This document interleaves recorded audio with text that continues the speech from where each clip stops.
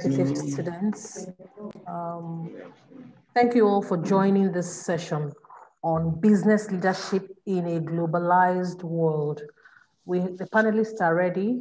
We have the moderator here with us, but it would be nice if I also introduce the people that are being spoken to. Okay, so and Philip, you are speaking to the Master Program students of Rome Business School, Nigeria, comprising of Master Program students in Executive MBA, Agribusiness Management, Data Science Management, Marketing and Communications, Marketing and Sales, and International Human Resources Management. We also have some of our faculty members with us. We have the country director here with us. We have the program director here with us. And most likely we might have our founder to join this session. It's going to be an interesting one, and we hope that we'll all relax and have fun. I'm not the one speaking, I'm not moderating, so I'll just hand over to the moderator in the person of Hadiza Showemimo. She's a project coordinator of Southport Cement Limited. She's also an executive MBA student of Rome Business School, Nigeria. As I earlier mentioned, the topic is business leadership in a globalized world. I will hand over to you, Hadiza, now. The floor is yours. My name is Ngozi Odukwe. I'm the head of Career Services and Alumni Relations, Rome Business School, Nigeria. Thank you very much. Thank you, Ngozi. Welcome everyone to this webinar. I would like to thank our speakers, Mrs. Tope Iluyemi of PNG and Mr. Philip Obioha, CWG PLC. We thank you for taking the time out today to speak to us on such an important topic, which is business leadership in a globalized world.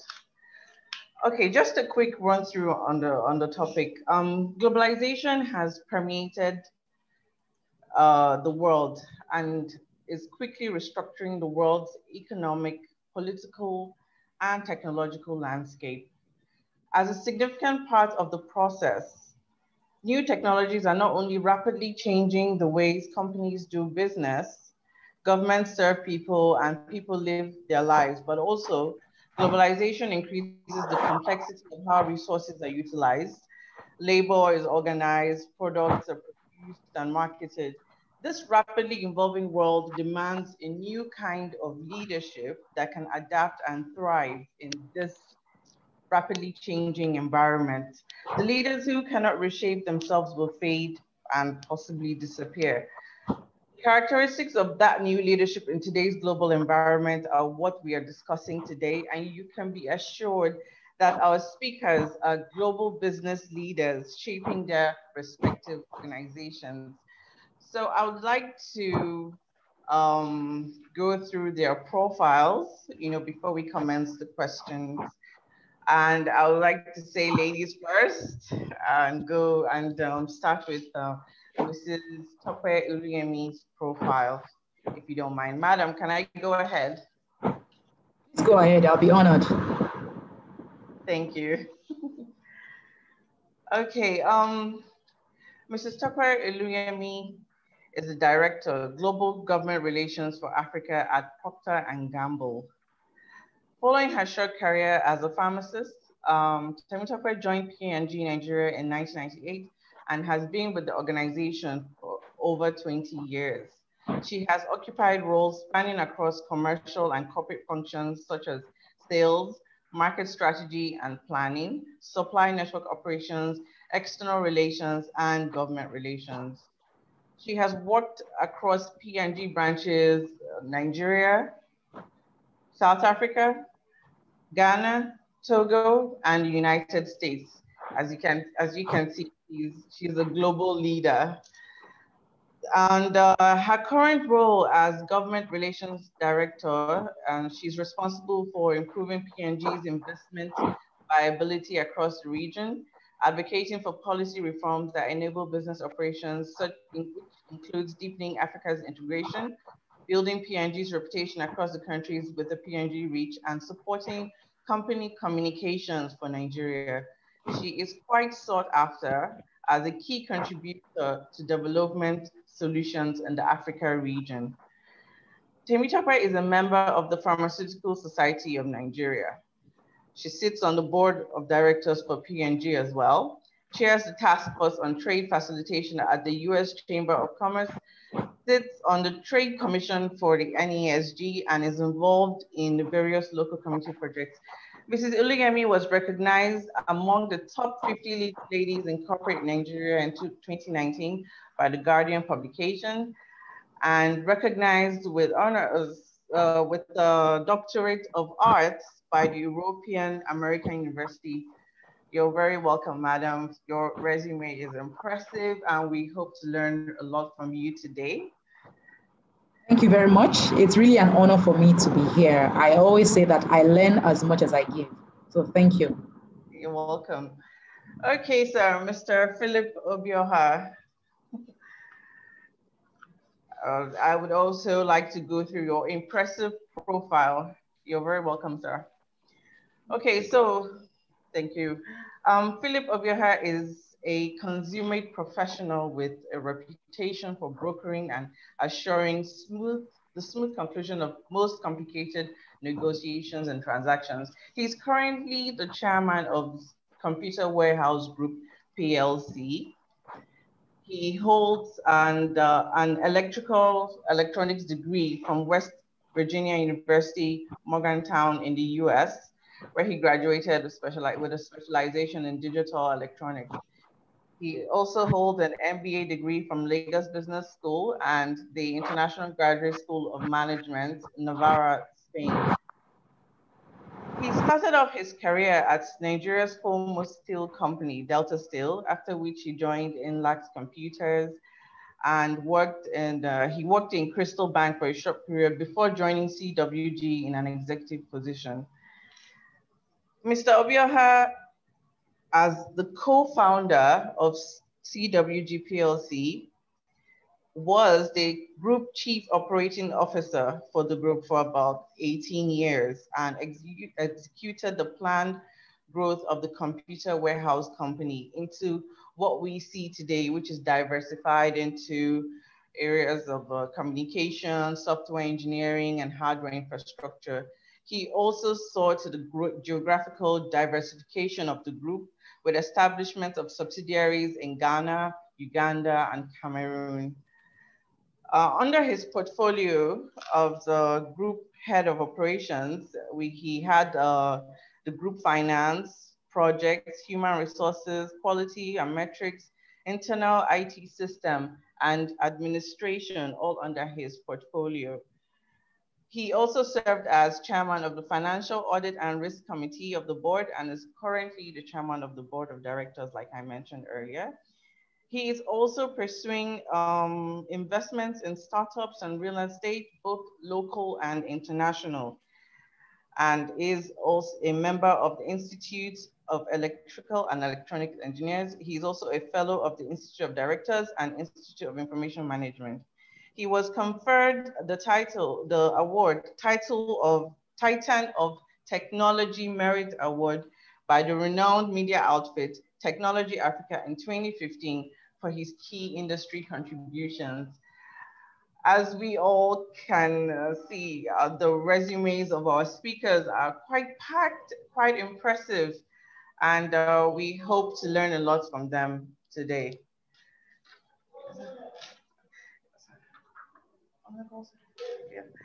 Okay, so I would like to start off with the questions. And as I mentioned, I would like to say ladies first again. Mr. Philip, I hope you don't mind.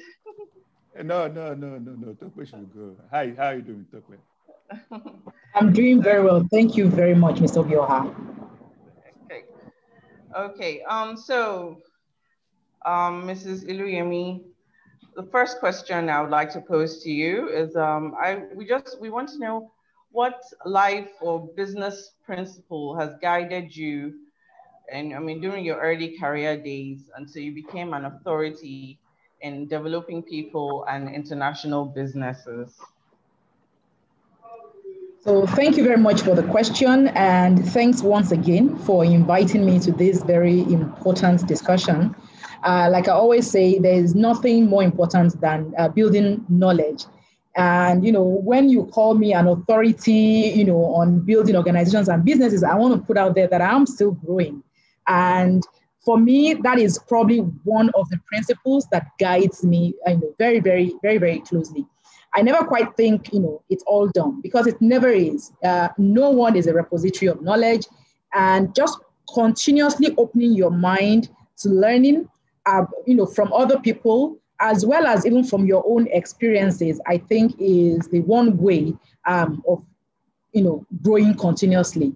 Now, when you talk about, what principles have guided me, for me, it's really a number of things, starting from a very young age, how I grew up, my background. My parents were very strict, and, I'm really thankful to them today, for the kind of person that I have become. I grew up, with the tenet of whatever your hand finds to do it very well.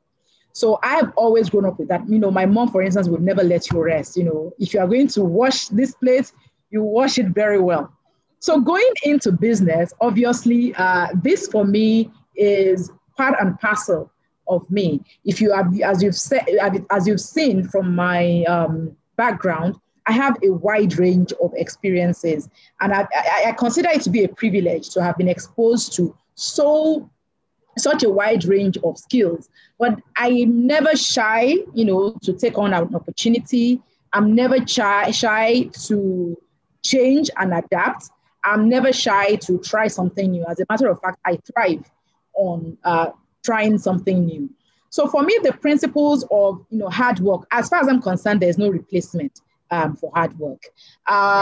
People often talk about the entitled generation and all that, but some things just still remain constant in life. I don't think you can coast through life. You can coast up to a point, but after a while, the cracks begin to show. So I would not underestimate the impact of hard work.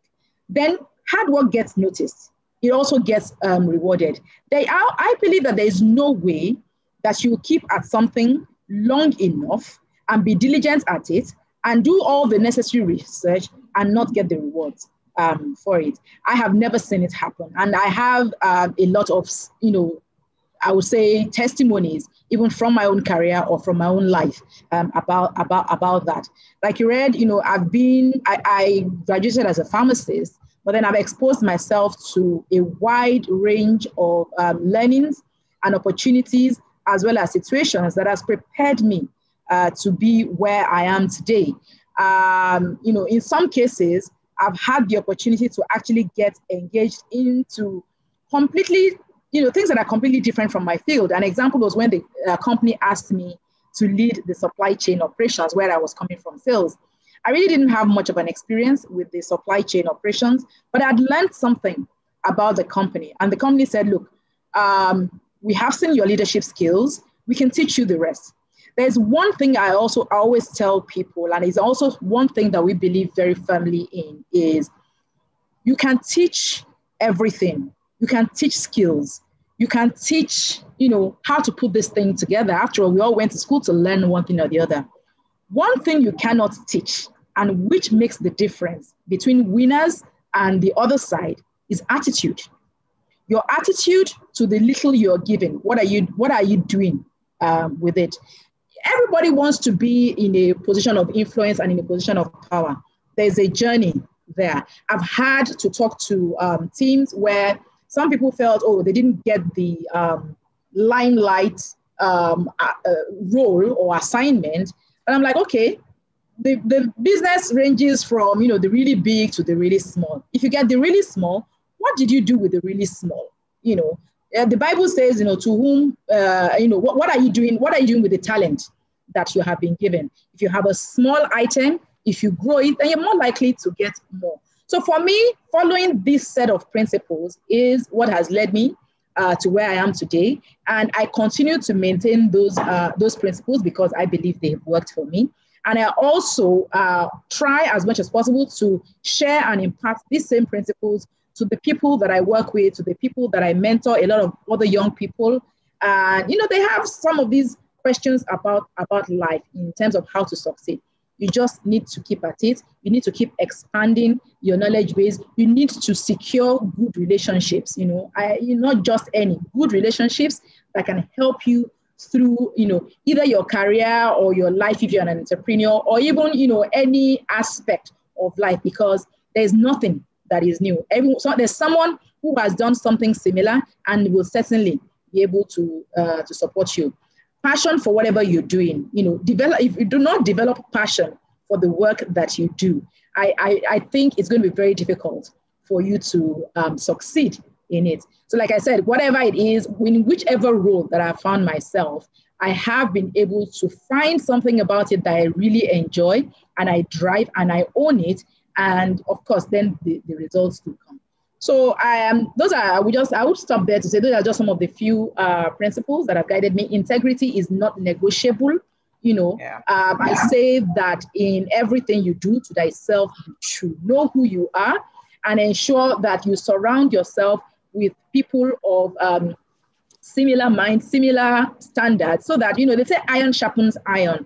If you have high standards, you don't want to be corrupted by bad manners, as they say. So all those are very, very, very important to me. I don't want to go on too long, but there is always we can always come back to this. Thank you. Thank you very much. This is a learning process, for all of us.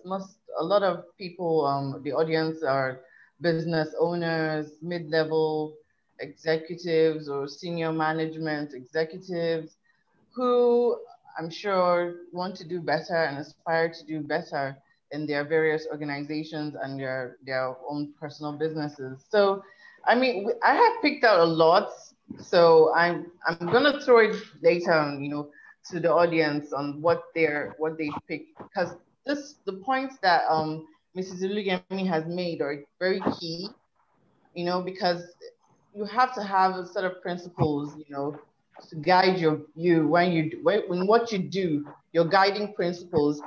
She has mentioned integrity, passion for the work that you do, attitude to the work that you're giving, hard work, very important and very key. Thank you very much. Okay, Mr. Obioha. So, apart from majoring in what career experiences or choices charted your course towards the tech space?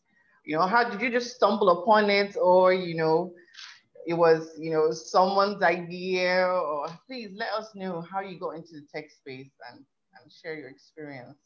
Thank you.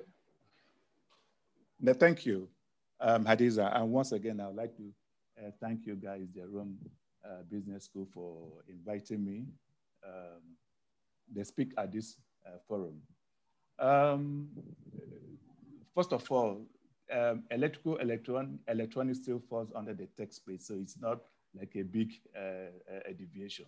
Anyway, but for me, for my career path, I read electrical, like you said, with emphasis on digital electronics.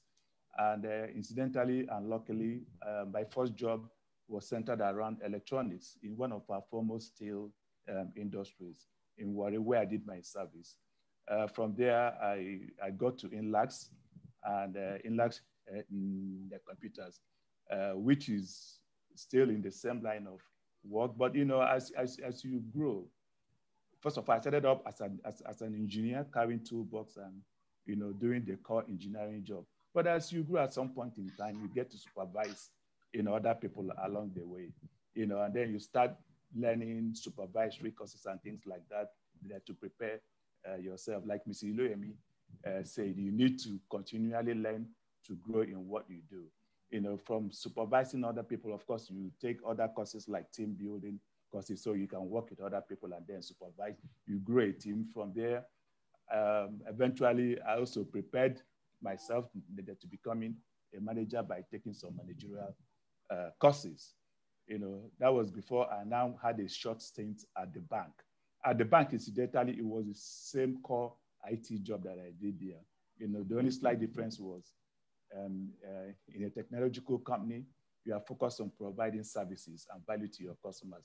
But in a bank, beyond that, you're also trying to find ways of getting them to be more efficient so that they can compete So you also had them in driving their businesses.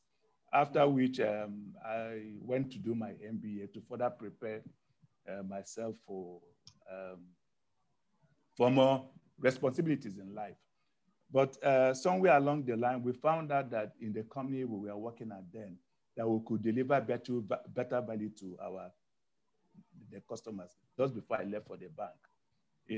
What I mean by better value, better services at a lower cost, means better value for the customer. So we decided to set up a company, an IT company that will provide the services. Then IT was still a growing business here in Nigeria. So that was when the Computer Warehouse Group was set up.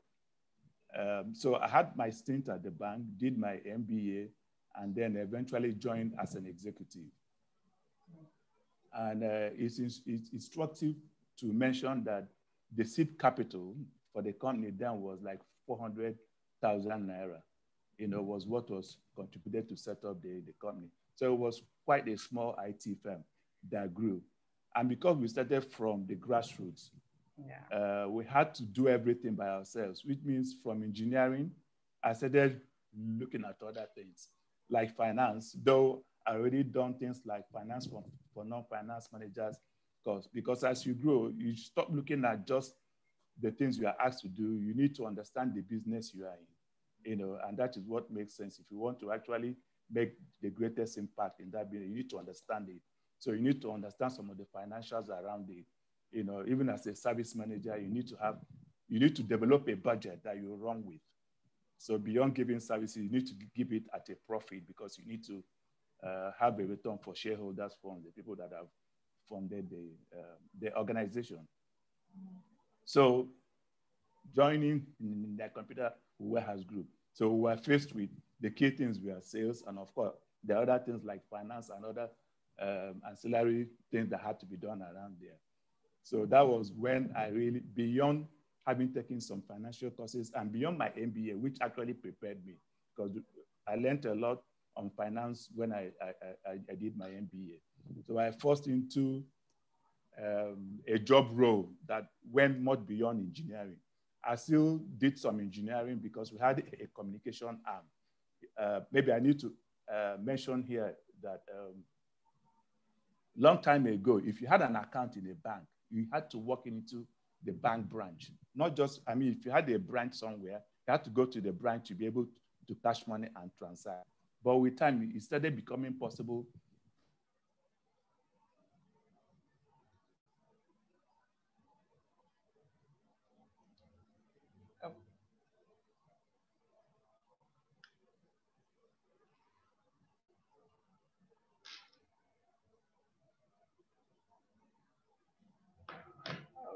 Okay, I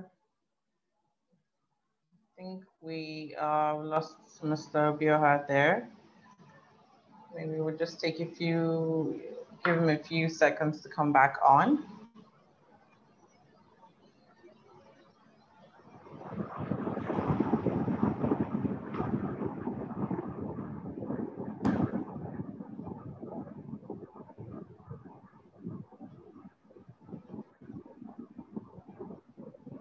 Okay.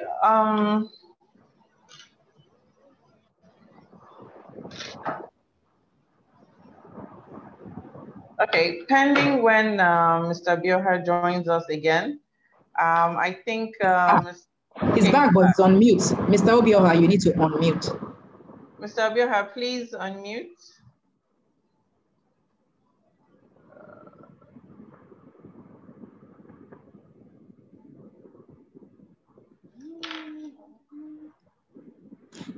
You need to unmute, sir. Mr. Obioha, if you can hear us.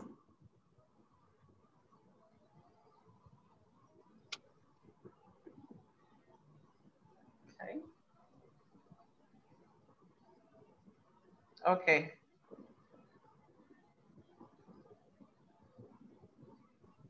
Okay, the host was not allowing me to unmute for some reason. Sorry, I had to switch. My network went off, so I switched to another one. No problem, sir. Sorry about that. Please carry on. Okay, so where was I? 1 second.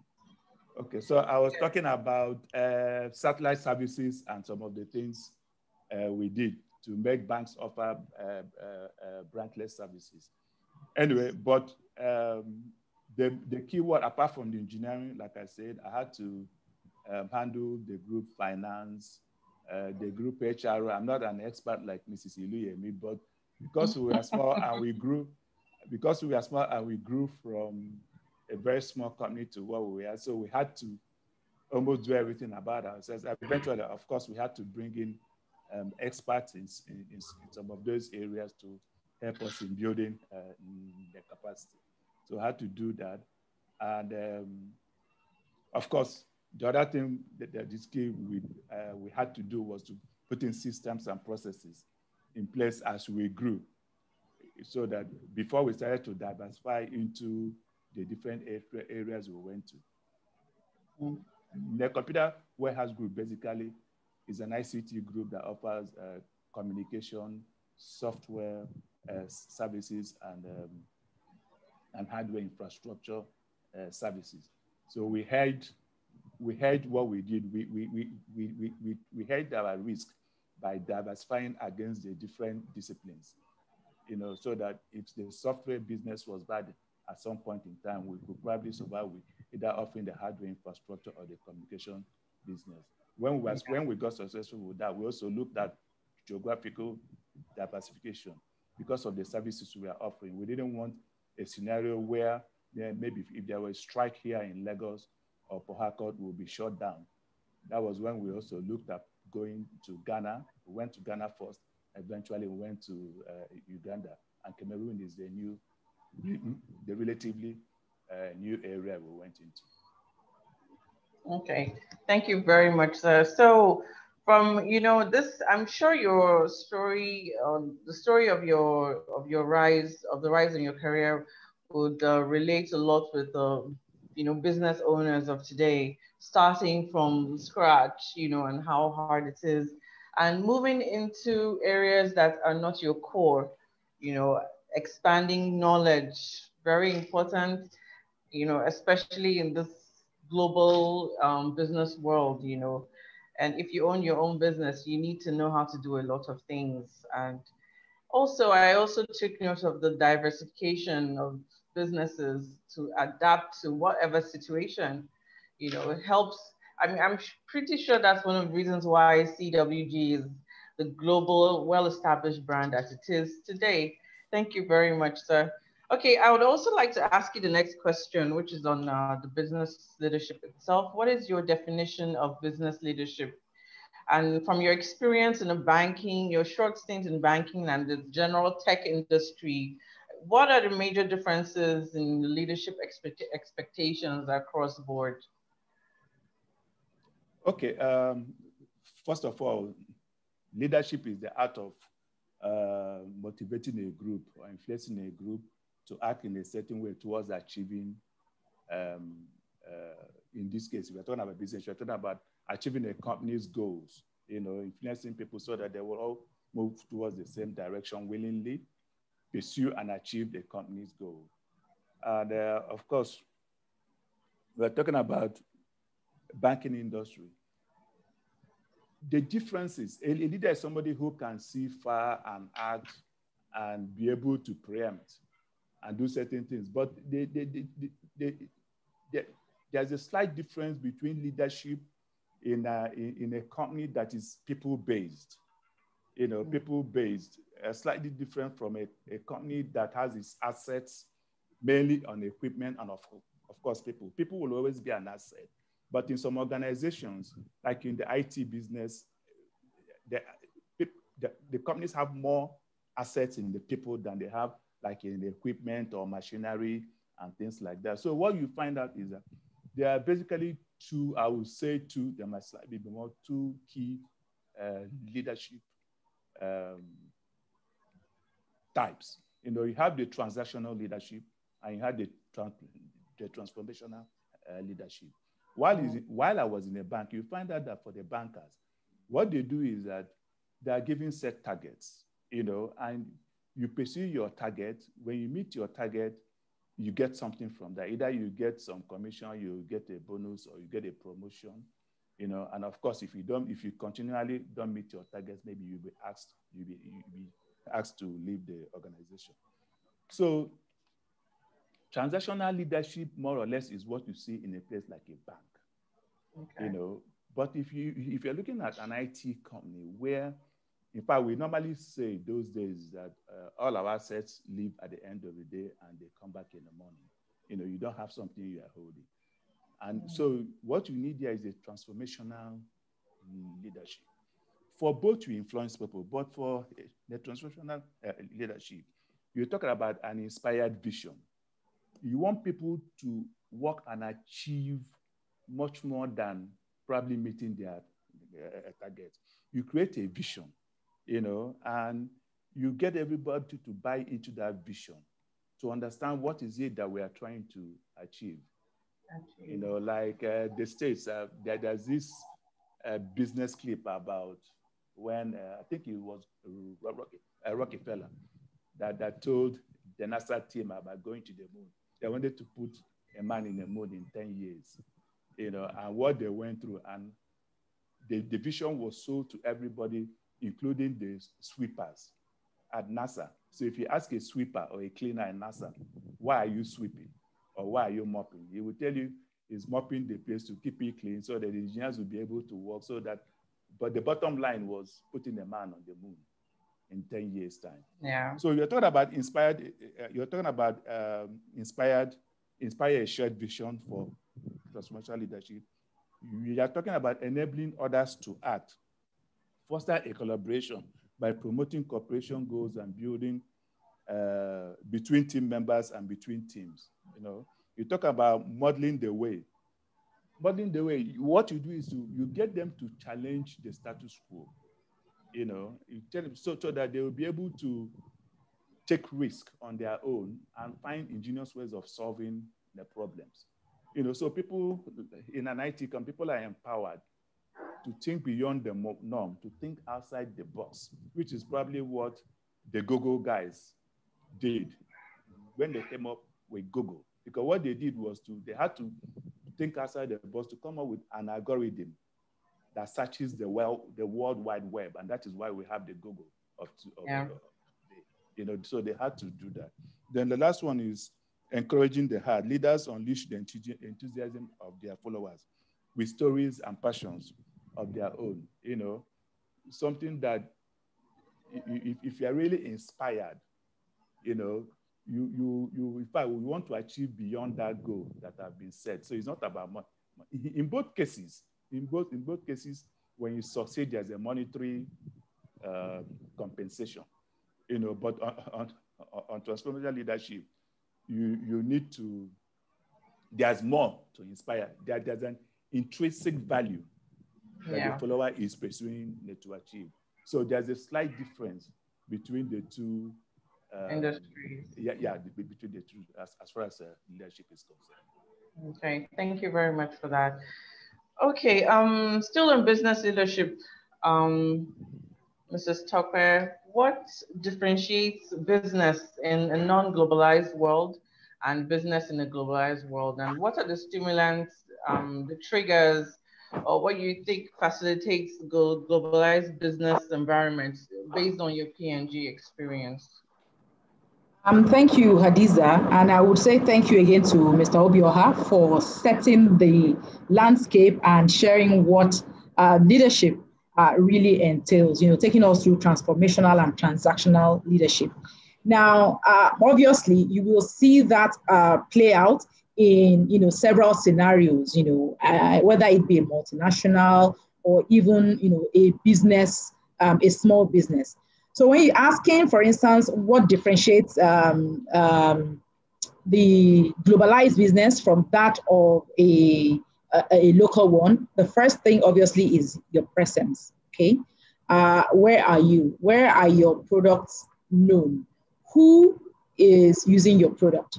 So who needs this product? So if I ask for a certain brand, for instance, let's use Adire as an example. You know, we know that it's indigenous to Nigeria. It was probably, designed and developed in Nigeria.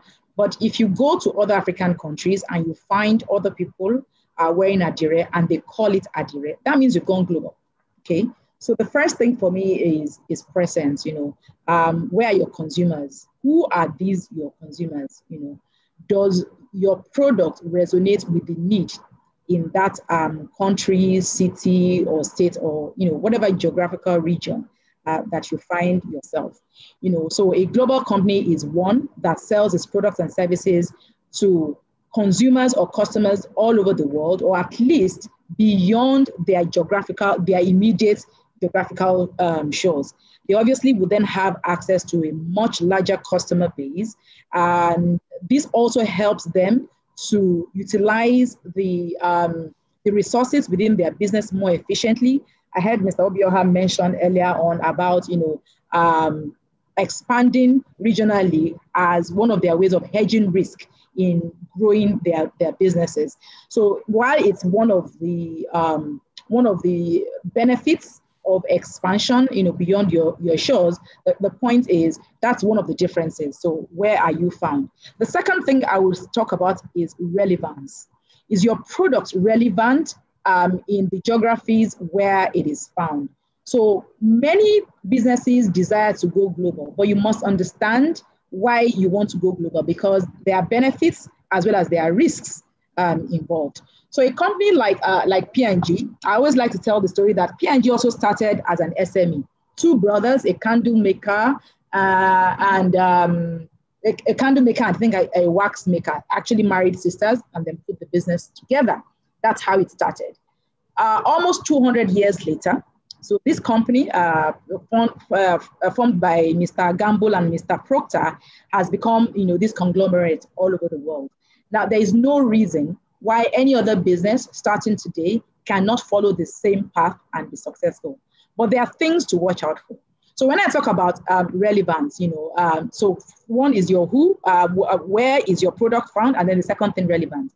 Is your product relevant to the culture where you want to expand it into? I like to give, do you understand the environment? Do you understand the local nuances? Do you understand what is going to make your product win in one location versus the other? There's an example of Nike in the early 90s where they were trying to expand into the Middle East, and they were trying to launch this their brand, the Nike Air. So they wrote the Nike Air on these sneakers with the flames. Unfortunately, the way it was written translated to Allah in Arabic. As a result, this sparked some discontent amongst their consumers, and it led to them having to withdraw millions and millions of shoes. Now, that's a very costly mistake, and it's simply born out of not enough research being done to understand the consumer in the country where you want to expand.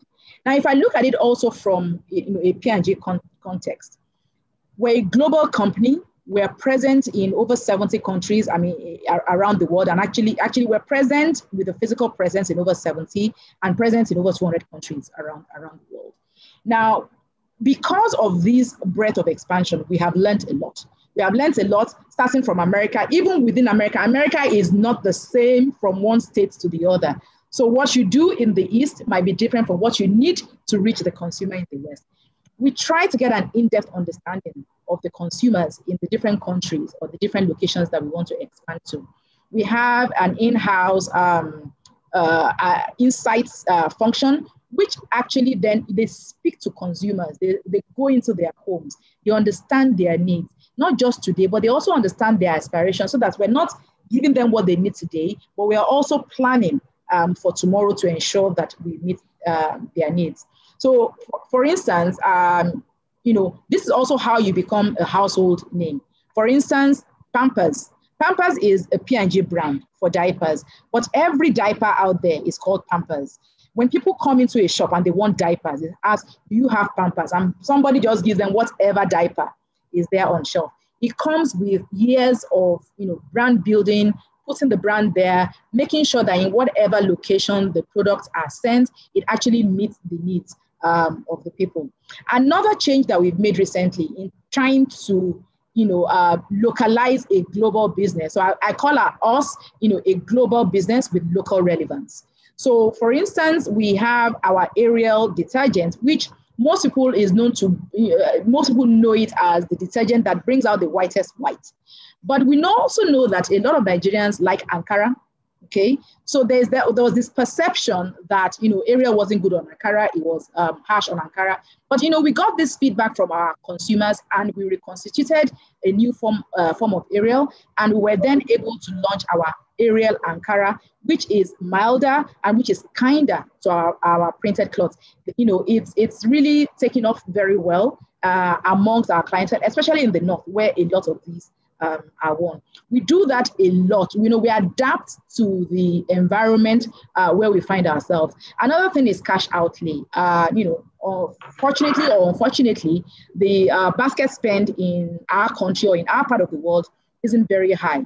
And then you want to ensure that you still put these high quality products in the hands of every consumer. So we come with small packets of our products. So if you go to America, for instance, if you want to buy Pampers, you'll find them in huge boxes of hundreds, because the product has been there long enough. The consumer spending index is a lot higher there. So and then they have the space to put this thing in. But here, because we're in some cases still trying to convert people, we try to put little packs into their hands and then grow the business from there.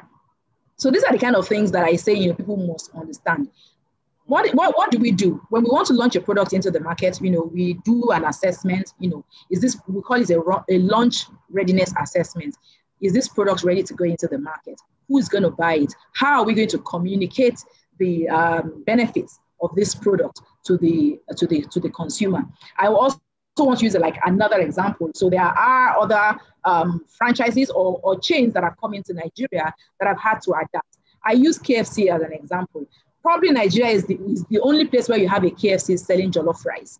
But they have learned, if you don't sell jollof rice in your restaurant, you are not going to be successful. I don't want to mention their competitor from South Africa who was here for years, but they stuck to their own proven formula, but it didn't work.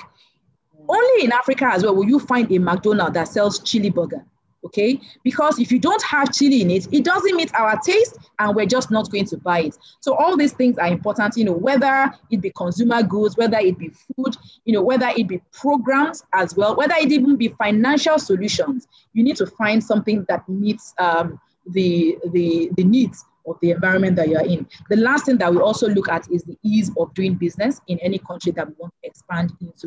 Now, ease of doing business, because we are present in virtually every country, is not a problem because we operate with a certain standard. The same standard we operate in the US or in a Germany is the same standard by which we will operate in Africa or in the Middle East or anywhere that is seen to be red on the ease of doing business. But then that's the work we do. We then continue to work with the governments and institutions in those countries to ensure that it becomes more and more easier to operate businesses in those countries.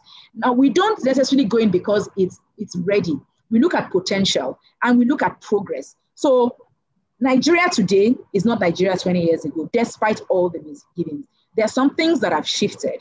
We use East Africa as an example as well, where 20 years ago, we just went in based on potential, but we've also seen changes that has happened over the years. These changes are what we find to be encouraging. Of course, if those changes don't go forward, then obviously businesses, tend to take a different outlook as well. So for me, it's a combination of, your presence in a particular geography as well as your relevance in that country. Obviously, then you need to do all the assessments and ensure you understand your consumer, ensure that you understand the policies in the place, and all these will help to build the ingredients for success. Yeah, okay. And I also take it that cultural awareness is also key in doing business globally. Oh, absolutely. That's why I used the Nike example, for instance. So it was simply because they did not understand the cultural nuances, in that particular location, which was in the Middle East at the time, led them to a huge loss and recall, not to mention the potential reputational damage that they would have caused themselves as a result of not being culturally sensitive. So this is definitely very important. All right. Thank you very much. Okay, Mr. Obioha, can you take us on a walk on the dynamics of business leadership in shaping growth, in Africa as a whole? Incidentally, what Tope has actually gone through, because I was listening very intently, covers it, because now we don't talk about Africa or the world. The world is so flat. It's become a globalized economy. But the key thing there I was just going to happen again is just the culture, which you just mentioned. I'll give you an example. When we opened our Ghana office, we sent in people from Nigeria to Ghana to go and run the office. And they ran losses for like 2-3 years, They saw them as being very aggressive. The salespeople, they saw them as being extremely aggressive.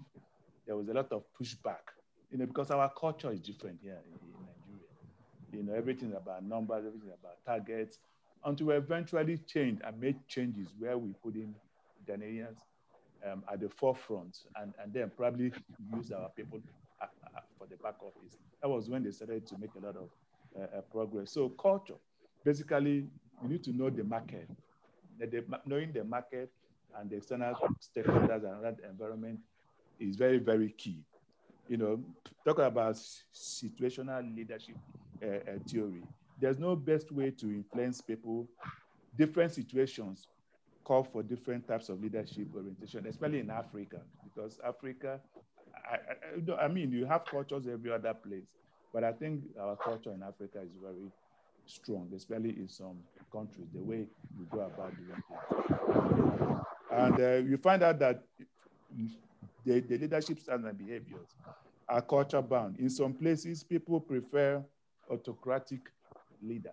In some places, people prefer leaders who are more or less, who are a little bit democratic in nature. But all these are culture-based. It ties into the culture that those people have. But the way you grow business, whether in Africa, in Asia, or the world now, is more or less the same. And most of the things you need to look at have been covered by Tope in terms of beyond culture, other things you look at if you are going to an environment, the market you are going to serve, the way you go about serving them and things like that. Okay, thank you very much. Okay, Mrs. Tucker, how do government regulations, policies, and external factors affect businesses holistically? Thanks again. More importantly, in this part of the world, there's a huge influence of government on our lives, in the way we operate, in the way we run businesses, what we can or cannot do. So it's very important. Earlier on, I talked about ensuring that you understand the landscape before you venture into, either expanding into a country or even starting the business. This is pertinent whether you are a local business, a local operator, or a multinational. It is important to understand the regulations and the policies in any country and ensure that you can either comply, abide with them, or you want to come in and ensure that you are able to influence and adapt that policy in such a way that it becomes more business friendly, not just for you, but for businesses generally, because if the general operating environment is a lot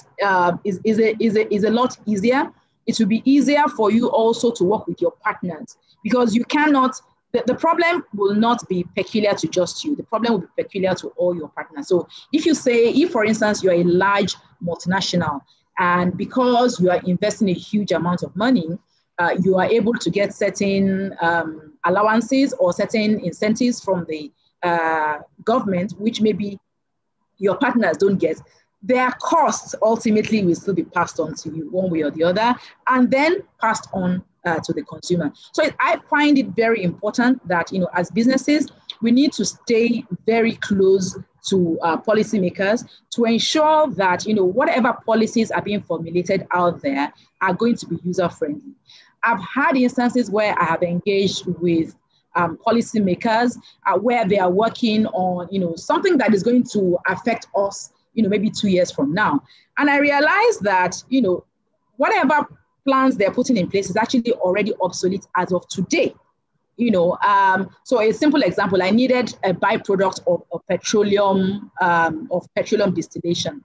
And, they were working towards it and they said, okay, this industry needs this particular material.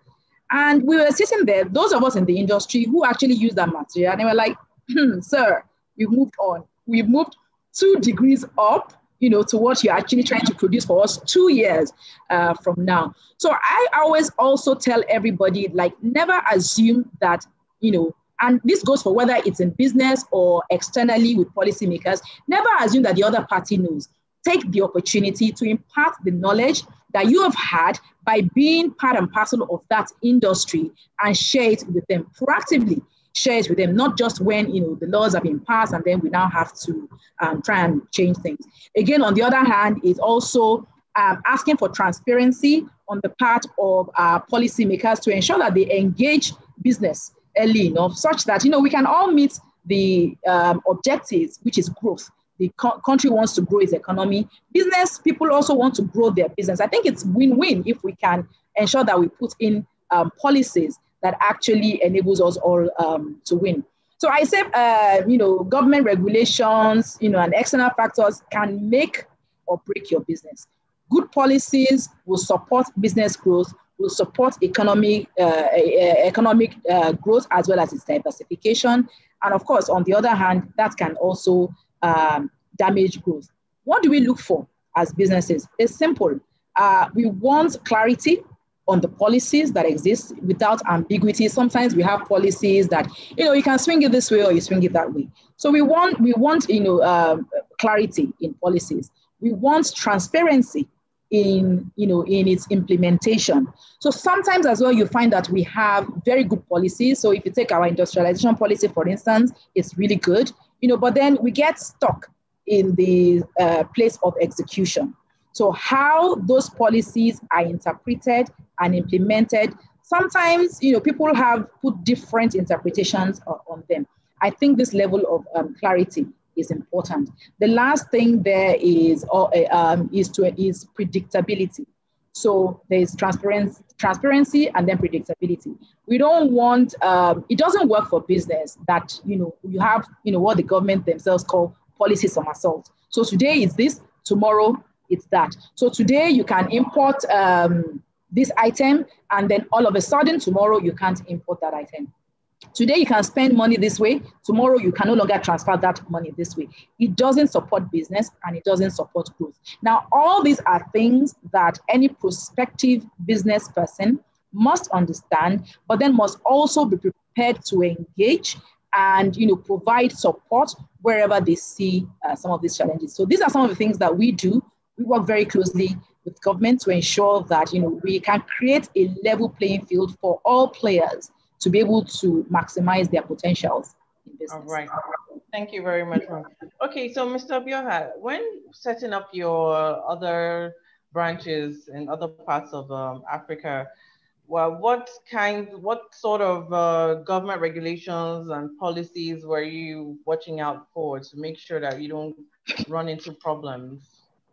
The human resources, especially, we looked at the human resources part, because for here, the way you lay people off is different from what you do in a place like Uganda.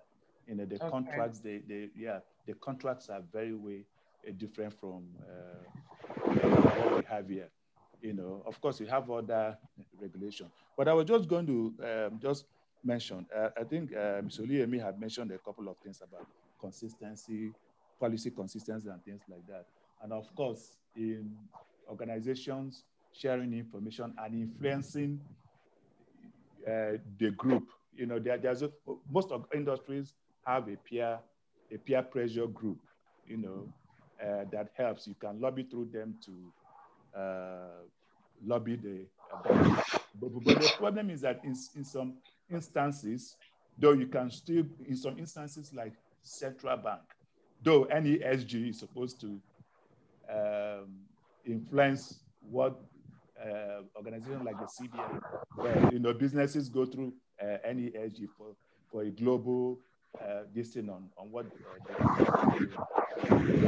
the inconsistencies is the problem. I'll just give an example. I'd like to start with an example.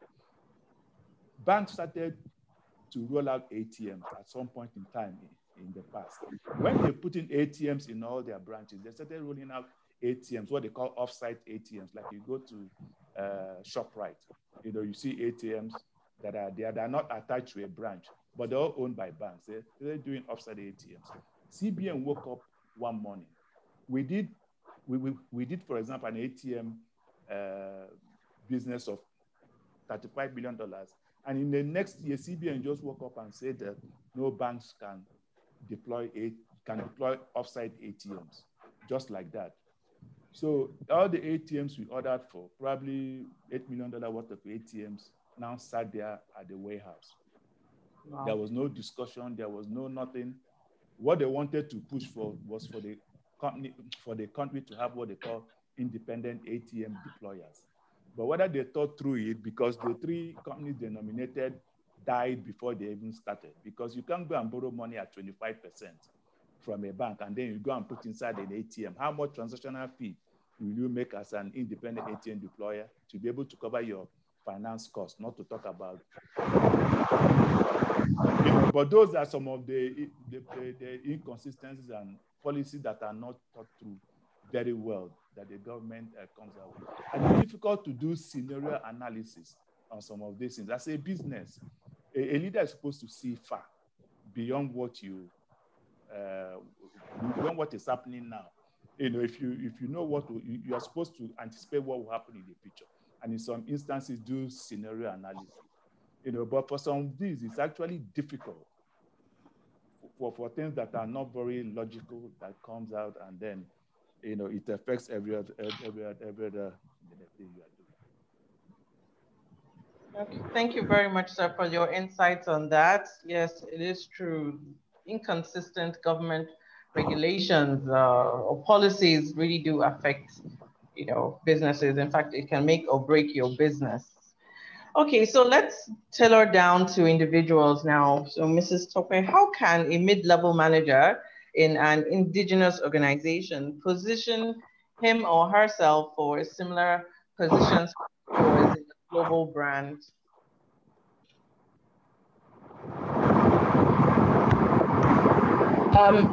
So whether you're working in a local organization or a global organization, I want to say that, there are certain standards and skills, obviously, that you need to acquire.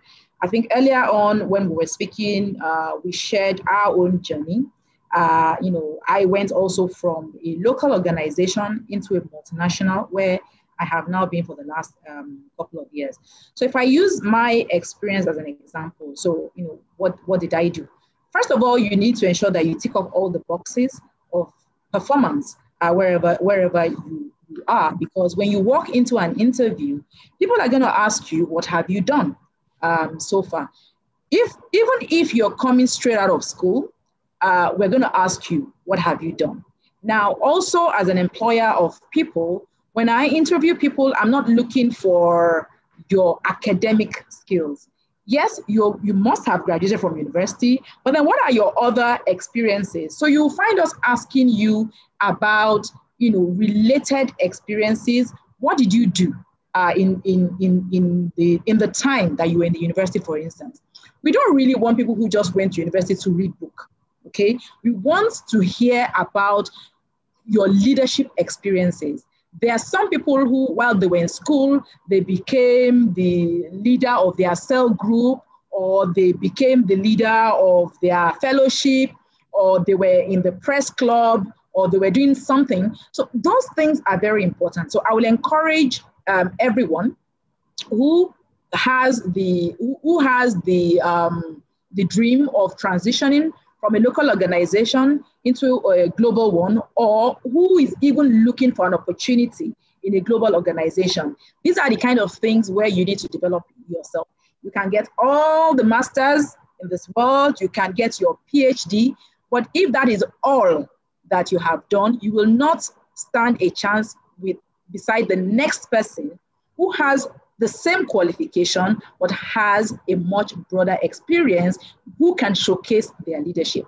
So I'm glad today we're talking about leadership, because these are some things that we look for. I also used my experience about when I transitioned into a completely new function, supply chain, which I had never done before. And, I was anxious, like, I put up my hands. I don't know this thing. I've never done it. I'm a salesperson.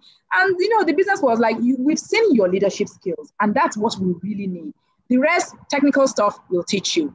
And that's also why at the beginning I said, we can teach everything. We can't teach attitude. It is your attitude, your attitude, which would include things like openness, adaptability, curiosity, that will make you engage in other things besides just, I went to school. I also encourage our listeners out there, for those of you who have children, start now. Start now to inculcate in them that habit of expanding their horizon beyond just the books. I think our children are a lot luckier than we were because of the internet today. They get exposure almost automatically to so many things. Develop interests outside of the norm of just the core academics. Be flexible, volunteer, show up. Sometimes, I'm asked to show up in a place where either I don't know anybody or I don't even really understand what it's about. Well, my objective there is now to go and find out what is happening here and how I can contribute. So people must open up their minds and, want to broaden their experiences. That is one of the things that can make you transition from being, someone in a local setting to somebody who operates well and who thrives in an international setting. I hope that helps. Yes, it does. Thank you very much for that. I'm sure our audience would have gained some insight on that. And thank you for the advice. Yes, we will start our children from now, expanding their horizon. Okay, so Mr. Obioha, what skills make exceptional leaders in business, both on a management and a board level? And how can good leadership skills, be developed?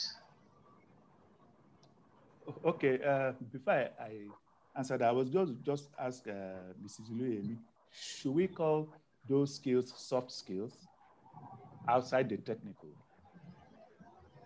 Absolutely. There. I know that, for board dynamics, it's EQ. Soft skills. Execution. Not negotiable. No. Okay.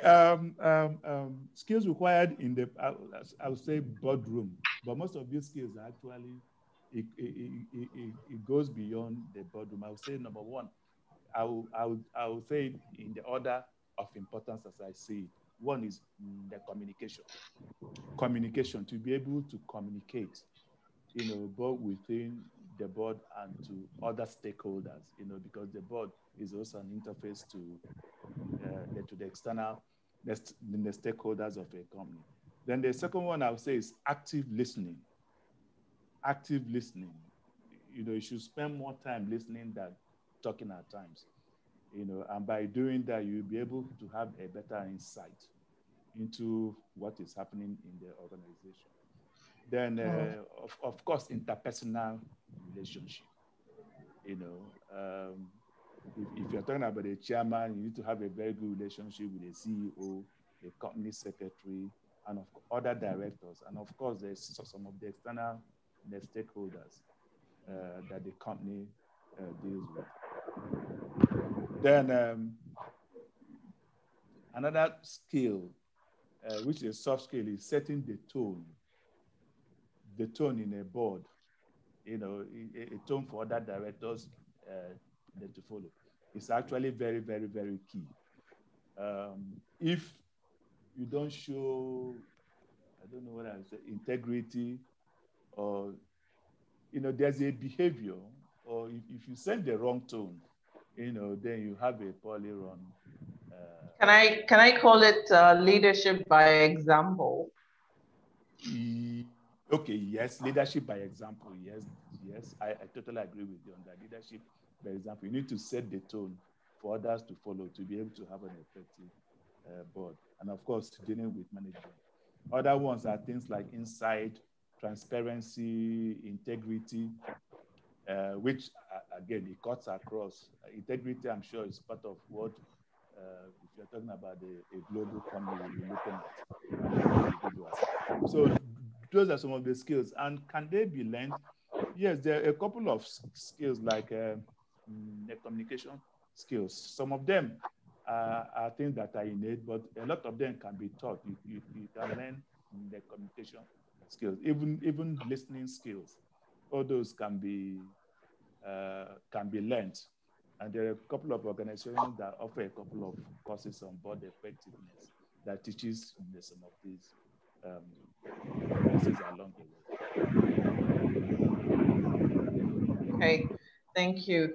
Okay, so what advice do you have for Rome Business School Nigeria's students and alumni who are at the middle or senior level positions in the organization, either an indigenous or a global brand, and how they can do better and achieve success?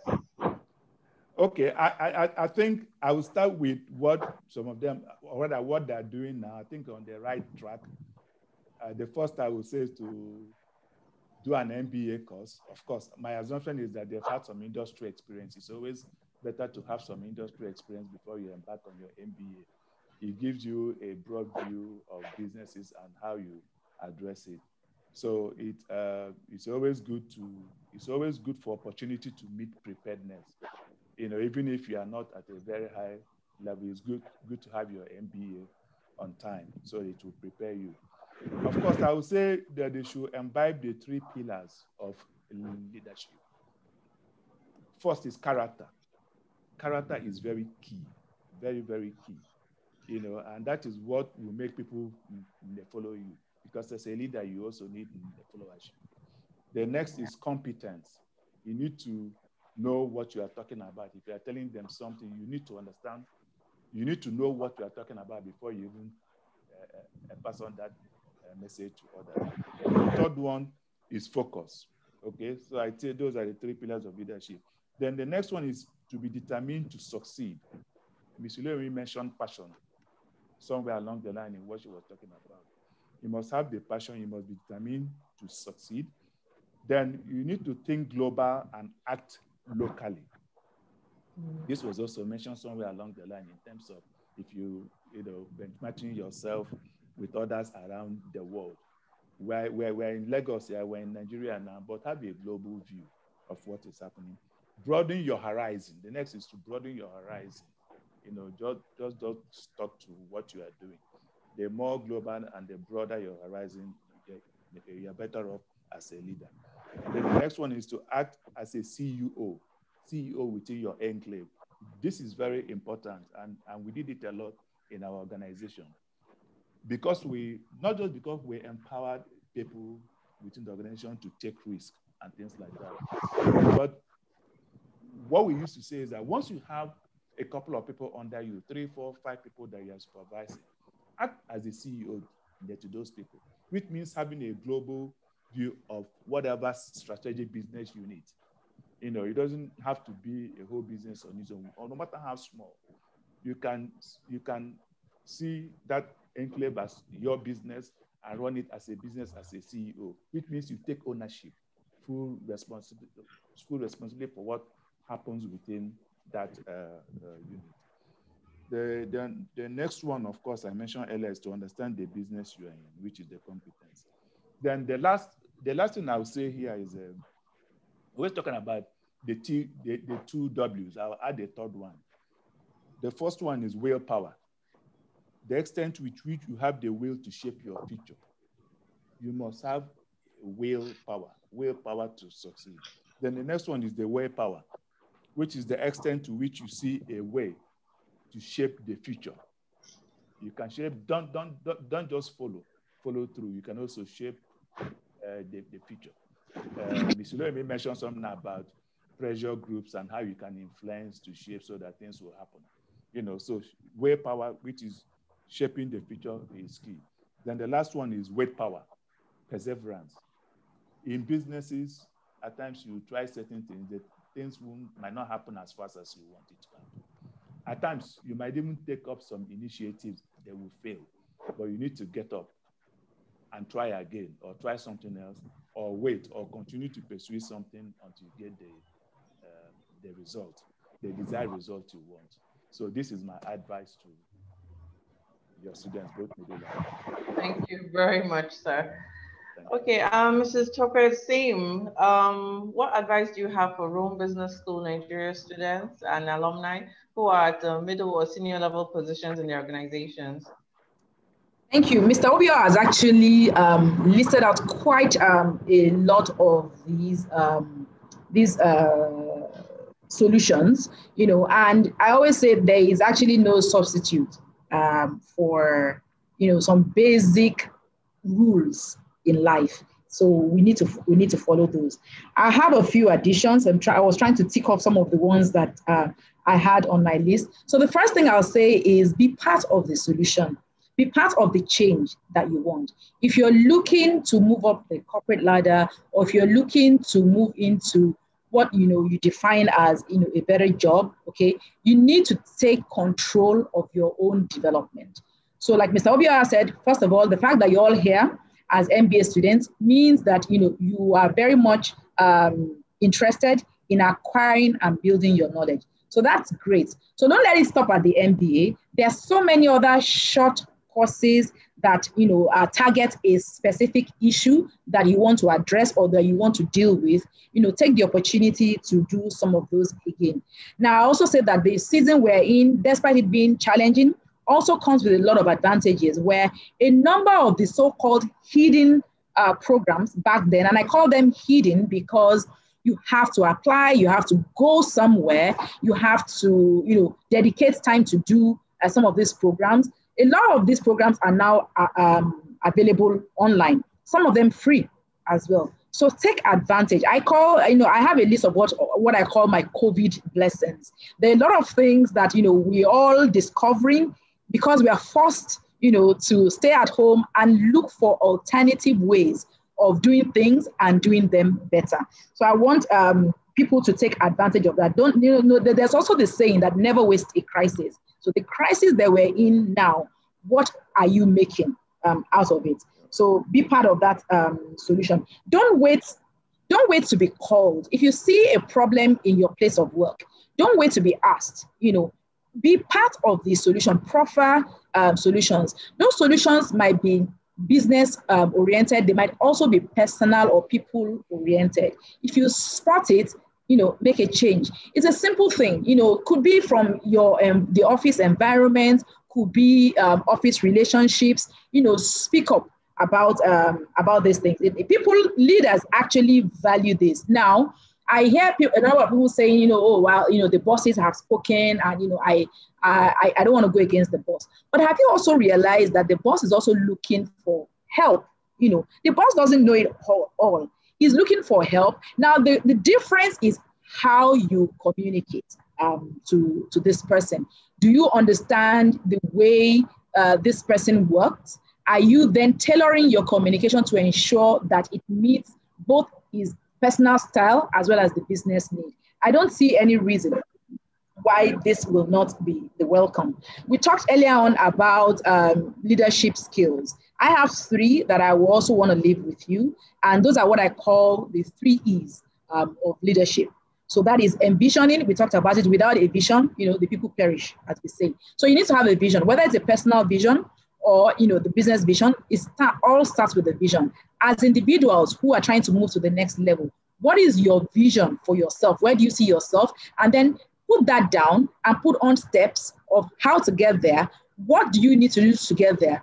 Who do you need as well along the way?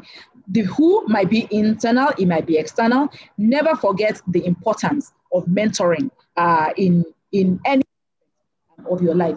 Good mentorship will get you far. And then also look for sponsorship within your organizations. Very few people get very far without the element of sponsorship. But it comes with having ticked off all the basics of performance, leadership, and all these things that we've been talking about. Then I talk about energize. If you have direct reports, how are you able to carry them along, inspire them to ensure that you can all achieve the business objective? And then the last one, obviously, is enabling. As a leader, I think this is the most important thing that you can do for your people, is to enable them, remove roadblocks, remove barriers for them, be accountable for the team. It's very important. So those are my 3 E's that I would leave with you. Now, I also have one saying that, well, you can call it grit. So under resilience, you can call it grit, you can call it passion, okay? You can study everything in this world. If you do not have the passion or the grit to go through life's challenges, you cannot win. So you can design the best strategies. I say that grit will eat strategy for breakfast, lunch, and dinner. So sometimes the most successful people are not necessarily the most learned people or the people that you expect to be, but people who keep at it, people who exercise the power of resilience and grit. You don't fly from one thing to the other, and if this doesn't work, I stop that. Stay with it, especially if you have a vision for it, and certainly you will be successful there. I encourage you to read, Wide. When I talk about grit, I think about the book by Angela Duckworth. If you haven't read that, I encourage you to read that as well. So those are my own little nuggets for growing and developing, within the business space.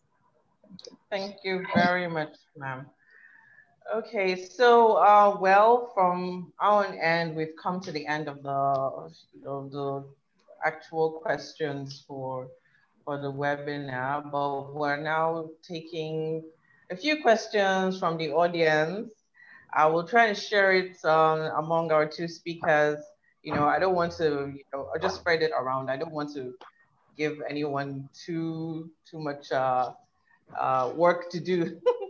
Okay, so I think I will give this question to Mrs. Tope. What has been the most challenging experience as a leader, and what's your most important career lesson learned so far? That question was from Hawa Idrisu.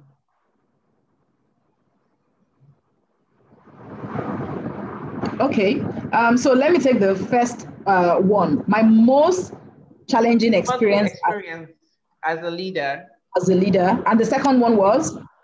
What is your most important career lesson learned so far? Okay. So my most challenging experience as a leader has also been about people.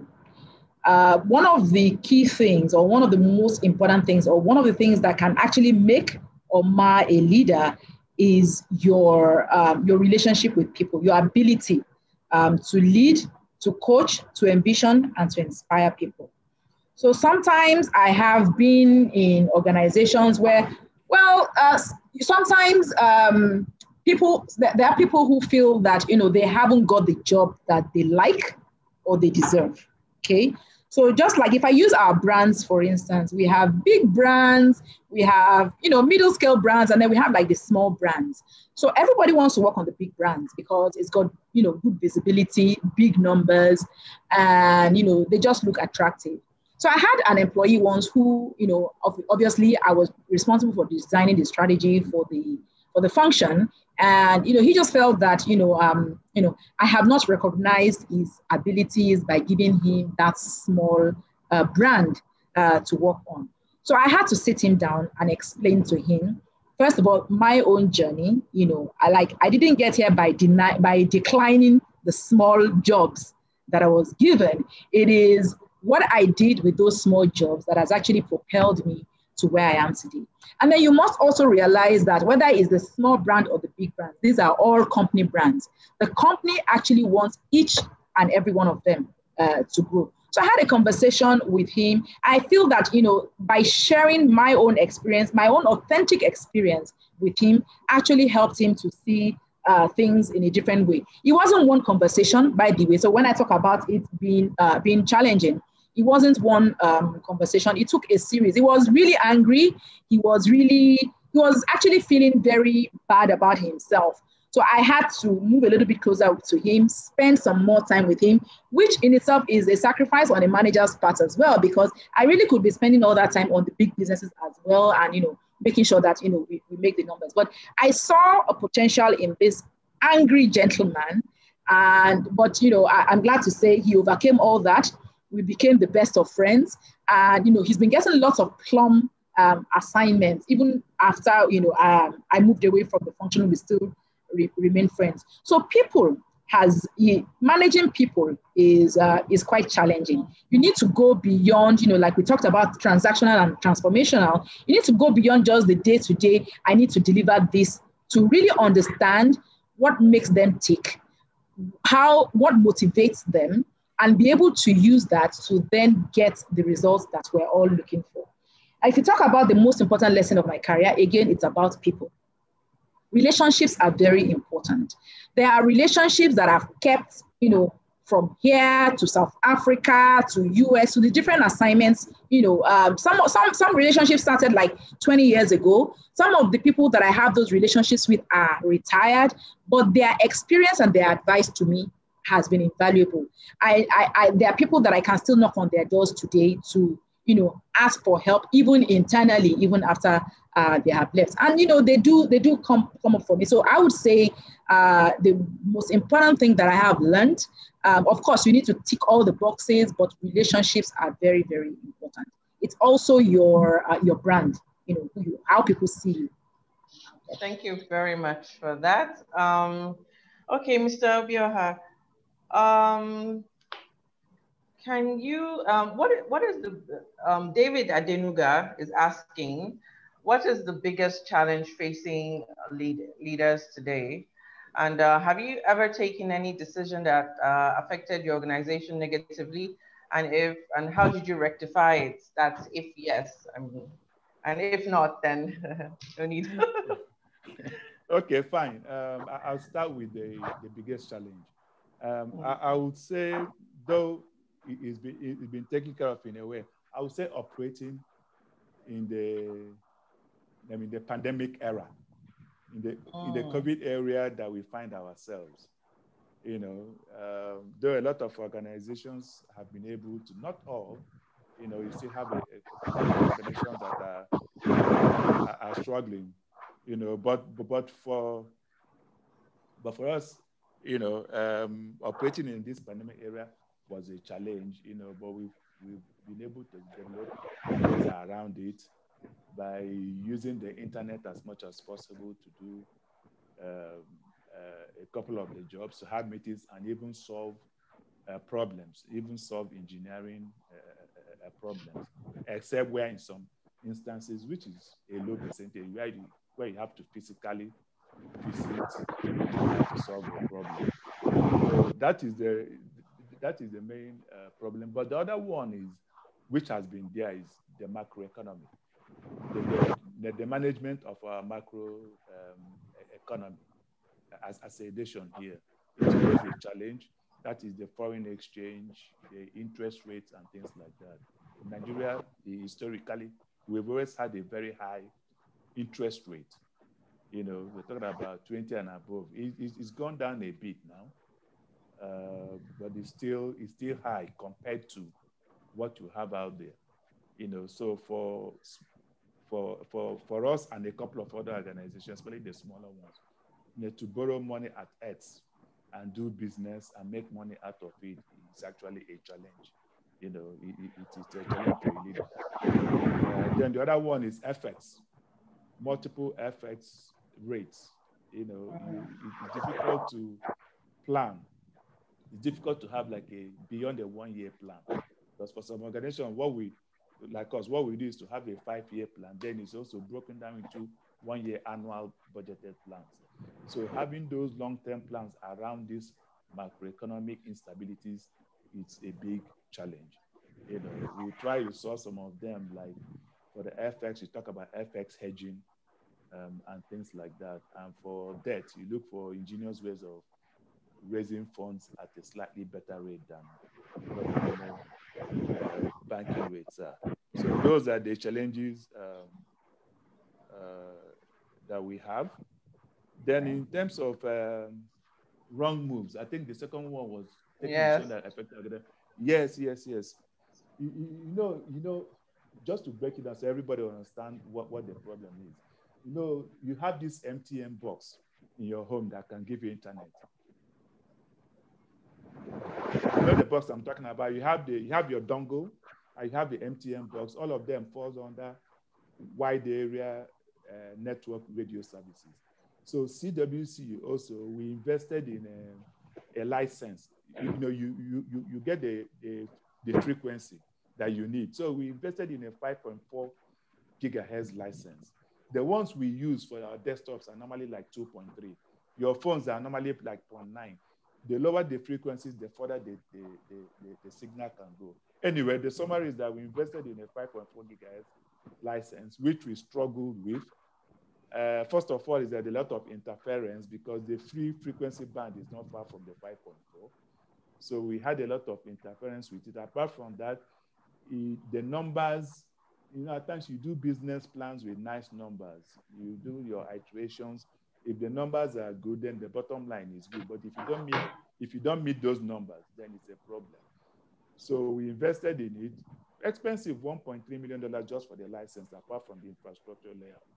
So at some point in time, when we found out that it wasn't working and it would never work for us, apart from the interference, what we did was to, first of all, we wrote and we didn't, because you're supposed to continue paying that money every year. We wrote on the interference and we eventually packaged the license and sold to another company that probably had another need of it. So we got to a point in time where we had to say, it's better to cut down your losses at this point in time and move on, you know, than keeping that license. So it was a very bad.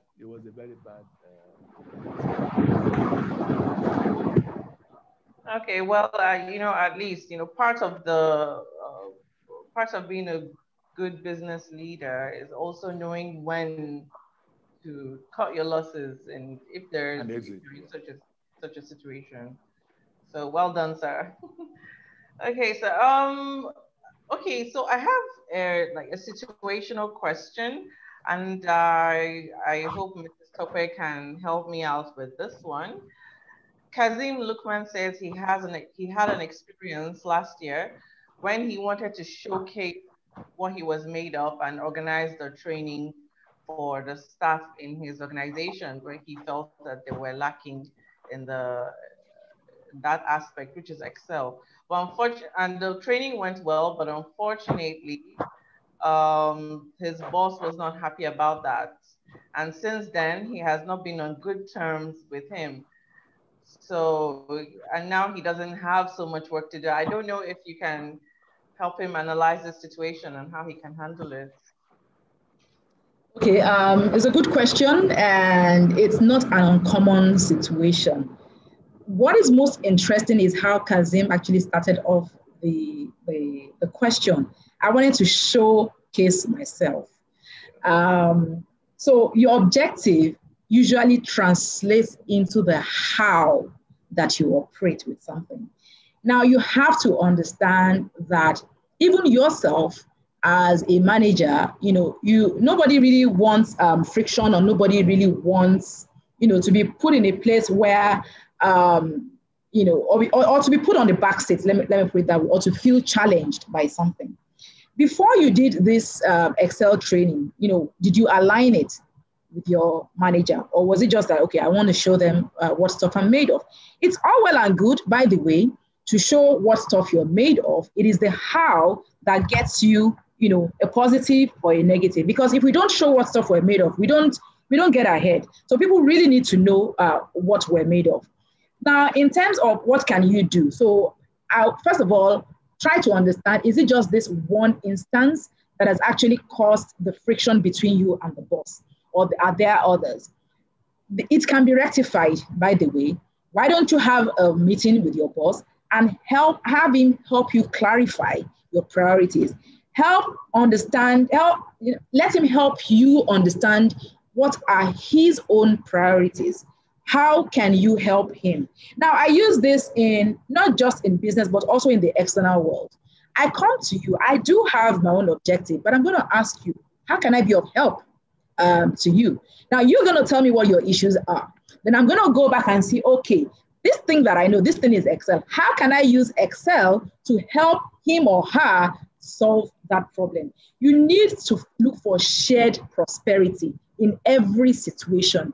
If you cannot find shared prosperity, you will continue to hit barriers. It's very, very important.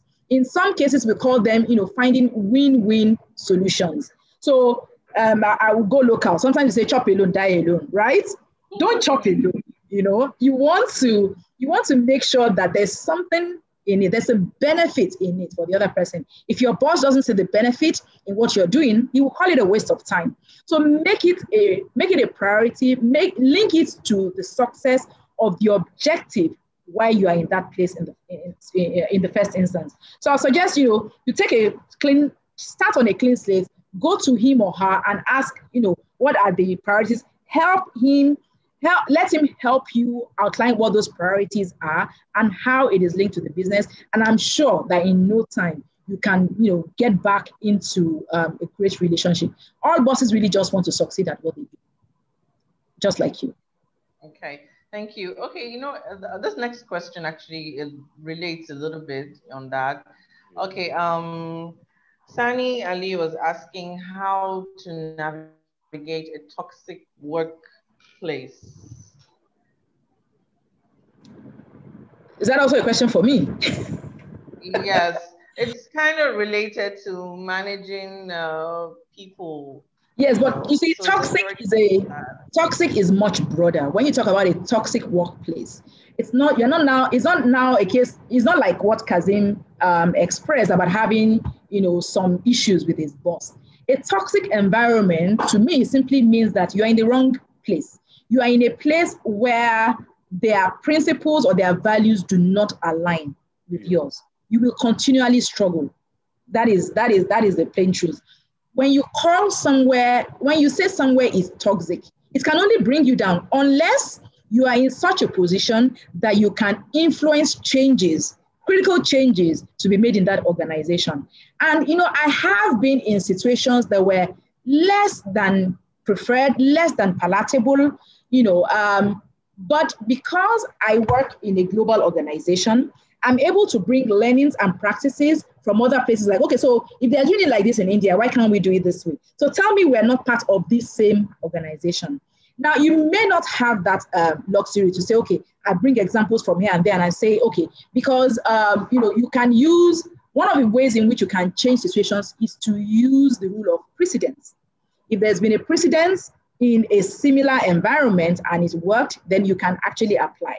Now, if you do not have that luxury, then you are either in a position whereby you can influence the change positively. So, for instance, if you are in an environment where the culture is being driven by the CEO and maybe the top management, and there's a board and there's a chairman, who you have assessed and would want things to be different, can you have a conversation with people who can then influence the change?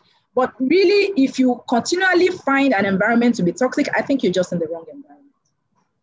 Okay, thank you for that. So, okay, Mr. Philip, I'm going to throw this one to you. Thank you.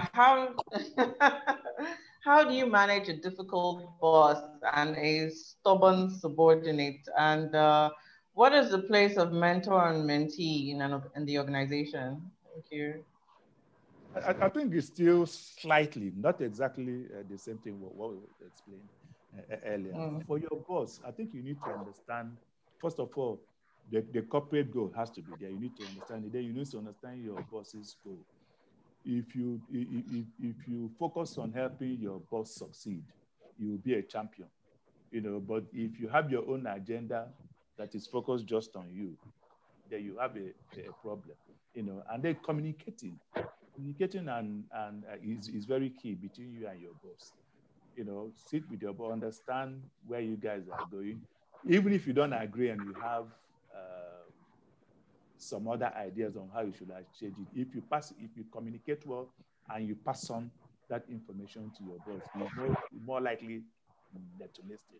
But communication and understanding, you know, but it's you that will have to go to your boss and try to get him to understand you, not necessarily your boss, you know. But again, for a subordinate, if you're a good leader, you know, what you'll be looking at is influencing the people below you.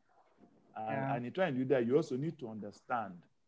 You need to understand them. You need to understand even what their own pain points are. You know, it pays you more because if you show empathy to a junior, most likely that person is going to do everything to make you succeed. So if you're a good leader, actually, you should listen to your subordinate. You should find out what their pain points are. You should guide them. And of course, if you have a subordinate that doesn't fit your team, that's a totally different thing. You should be showing the person. But the first thing is to help that subordinate to succeed first. And if that person understands, most likely what that person will do is actually to work very hard to make sure the organizational goals are met. Was there a third one? Was there a third question? It's just a mentee mentor relationship. Yeah, I think Perpetua asked, yeah, what is the place of mentor and mentee in the organization? I think she's trying to say how it works. How does it work in an organization? How it works? It's there's a process, you know. There's a process of mentoring so much. First of all, there has to be an agreement. There has to be an understanding between the mentor and the mentee. And then, of course, you agree on what that process will be in terms of probably are you going to be meeting every week or every month or whatever. And then you need to agree on the objectives on what the mentee is trying to achieve. You know, so it's normally a process. But that you work in an organization and you have a boss doesn't necessarily mean that your boss is your mentor. Yeah, anybody can be your mentor. In fact, people external to the organization can even be your mentor. But the important is there has to be an agreement on what the objectives are and what you guys want to achieve. It might be to grow. You might be an SME trying to grow your organization, and you have a mentor that is supposed to help you. In one word, it could be, there are so many areas of mentorship that exist. Okay, thank you very much. I'm pretty sure that, sorry, if you're taking mentees, I will be the first on your list, both you and Mrs. Stockwell. Okay, we've come to the end of this webinar, and I want to say a very, very big thank you to Mrs. Stockwell Iluyemi and Mr. Philip Obioha. You've been so insightful, and we have learned so much. We appreciate you taking time out of your very busy schedules as business leaders and to talk to us, students of Rome Business School. And yes, so we want to take some closing remarks from our country director of Rome Business School, Dr. Humphrey Akanazu. Dr. Humphrey, over to you.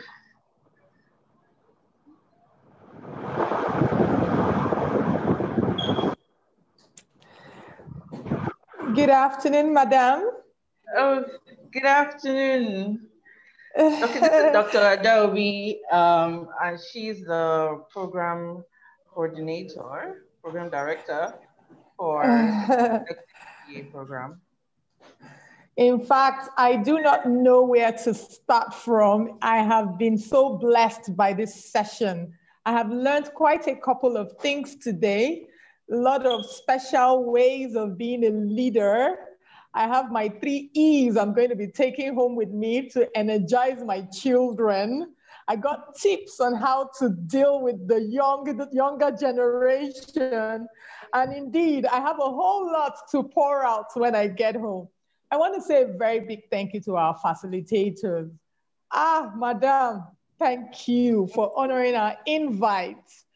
And the boss, who has actually made this session beautiful by staying by her side and giving us tips from the masculine perspective. I want to say a very big thank you to you too. I want to welcome you all to Rome Business School.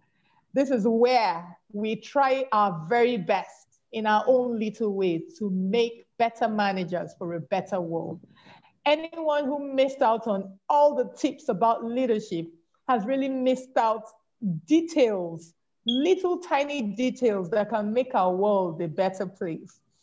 I would want to let everyone here know that if you are just coming in for the first time, this is just a tip of the iceberg of what Rome Business School actually has to offer. Here we offer executive programs that cover Masters of Business Administration, International Human Resources Management. We have an agribusiness management, marketing and communication, marketing and sales.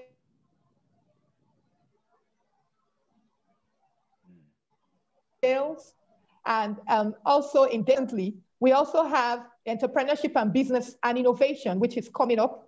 And our biggest baby at the moment, which is a Doctor of Business Administration. So yes, you can become a doctor through our partnership with us here in Rome Business School. I know that not only have people been blessed by today's event, you're going to continuously gain a lot more once you key into our program. The next session is going to be starting in March.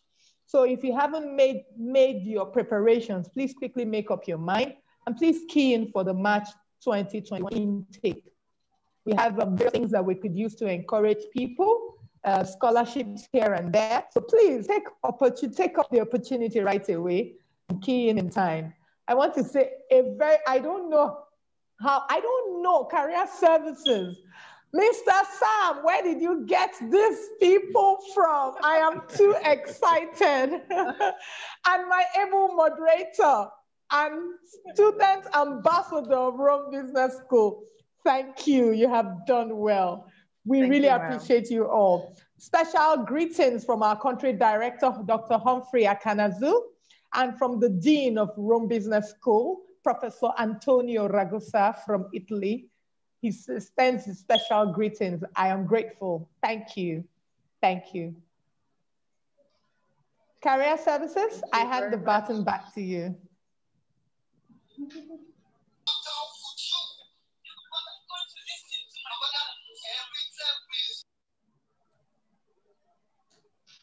Thank you very much, everyone, for participating in this session. We had fun. If I start recapping, I'm sure my students spend another 30 minutes because it's a mouthful.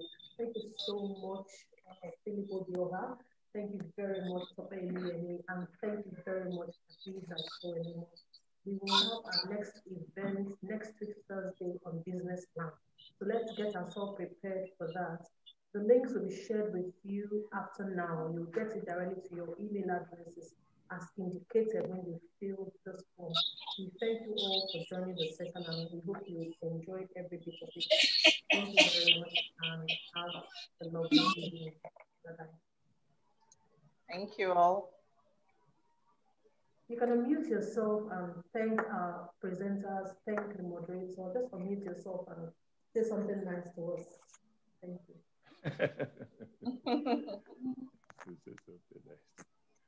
Thank you very much. Thank you, Mrs. Iluyemi. It's been a great time. Thank you very much.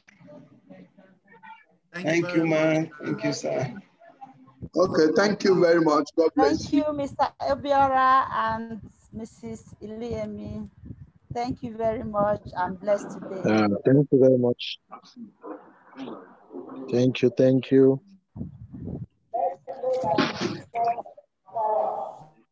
Thank you so much.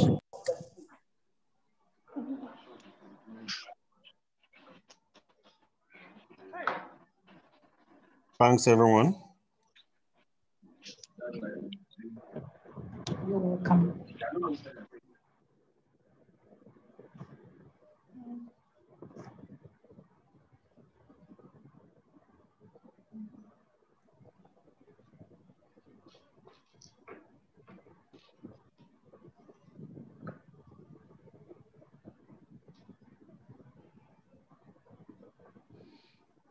Okay. Thank you very much. Thank you once again to our facilitators. Enjoy the rest of your evening. Thank you so much, Hadiza. It's been a pleasure. Yes, ma'am. Same here. Thank you, Hadiza. Thank you, and sir. Nice meeting you, Mrs. Thank you all. Lovely to meet you too, sir.